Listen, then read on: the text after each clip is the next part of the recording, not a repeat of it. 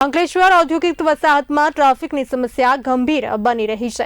મુખ્ય માર્ગની બંને બાજુ મોટી કંપનીઓમાં આવતા માલવાહક ભારે વાહનો પાર્ક થતા હોવાથી માર્ગ પર અવરજવર મુશ્કેલ બની રહી છે।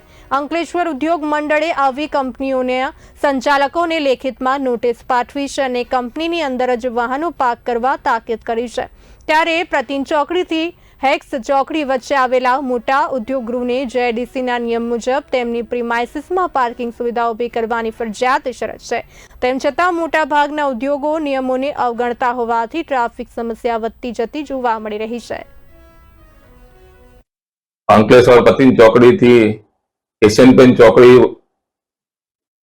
ચોકડી સુધીની મુખ્ય રોડ ઉપર આવેલી મોટી કંપનીમાં 10,000 મીટરના જે પ્લોટો ધરાવે છે એમને પોતાની કંપની અને કર્મચારીઓને પોતાના વાહન અને બહારથી આવેલા વાહનોને અંદર પાર્ક કરવા અમે કંપનીને જીઆઈડીસીના નિયમ અનુસાર વ્યવસ્થા કરવામાં કંપનીને અમે લેટર લખેલો છે। જેથી મોટા પ્લોટ ધરાવે છે તે કંપનીઓને લેટર લખીને સૂચન બી કર્યું છે અને જેનાથી અમે જીઆઈડીસીનો વાહન વ્યવહારમાં અને ટ્રાફિક સમસ્યા હળવી થાય તે માટે અમે બધાને લેટર લખેલો છે।